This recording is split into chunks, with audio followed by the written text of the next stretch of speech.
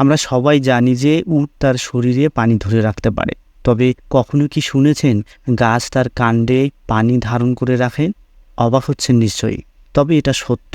পৃথিবীতে এমন এক ধরনের গাছ রয়েছে যেটি তার কাণ্ডের মধ্যে লক্ষ লক্ষ লিটার পানি ধারণ করে রাখতে পারে। কি সেই গাছ, গাছটির নাম কি এবং গাছটি দেখতে কেমন, কোথায় গেলে গাছটি দেখতে পাবেন, সবকিছু জানতে পারবেন আদ্যপ্রান্তের আজকের এই ভিডিওতে। পৃথিবীতে বাওবাব নামে এক ধরনের গাছ রয়েছে যেটি কাণ্ডে কয়েক লক্ষ লিটার পানি ধারণ করে রাখতে পারে। বাওবাব গাছটির বিজ্ঞানসম্মত নাম হলো অ্যাডানসোনিয়া ডিজিটাটা। আঞ্চলিকভাবে এটি বব বা ববোয়া বা বোতল গাছ এবং উল্টানো গাছ হিসেবেও পরিচিত। আরবিতে আবার গাছটি বুহিবাব নামে পরিচিত, যার অর্থ অনেক বীজযুক্ত গাছ। আফ্রিকাতে এটি দ্য ওয়ার্ল্ড ট্রি হিসেবে পরিচিত। বাওবাব গাছটিকে দেখলে মনে হবে এর কাণ্ড নিচে আর শিকড় উপরে। গাছটিতে বছরে মাত্র 6 মাস পাতা থাকে। এই গাছে 5টি পাপড়ি বিশিষ্ট ফুলও ধরে। ফুলের রং বিভিন্ন ধরনের হয়ে থাকে, যেমন লাল, হলুদ, সাদা। অনন্য এই গাছটিকে দেখলে মনে হয় এর শিকড় উপরে আর কাণ্ড নিচে।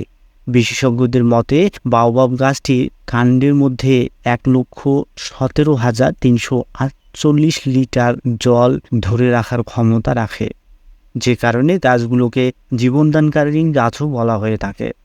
এই ধরনের গাছ সাধারণত আফ্রিকার শুষ্ক অঞ্চলে দেখা মেলে। আফ্রিকা মহাদেশে মাদাগাস্কার এই প্রজাতির গাছ রয়েছে, যা বহু শতাব্দী প্রাচীন। মাদাগাস্কার দেশের অ্যাফেট্রি শহরে বহু শতাব্দী প্রাচীন এই গাছ রয়েছে, যে গাছের নাম দেয়া হয়েছে টি পট বাওবাব। গাছটির বয়স আনুমানিক 1200 বছর। বাওবাব গাছ হিবিস্কাস বা ম্যালো পরিবারের ভুক্ত 9টি পর্ণমোচী প্রজাতির একটি প্রজাতি, যার দেখা মেলে মাদাগাস্কার সহ অন্যান্য আফ্রিকান দেশগুলিতে। অস্ট্রেলিয়াতেও এমন প্রজাতির গাছ রয়েছে। মাদাগাস্কারি এই গাছের 6 রকমের প্রজাতি রয়েছে, যার কাণ্ডের রং ধূসর বাদামি থেকে লাল পর্যন্ত হয়ে থাকে।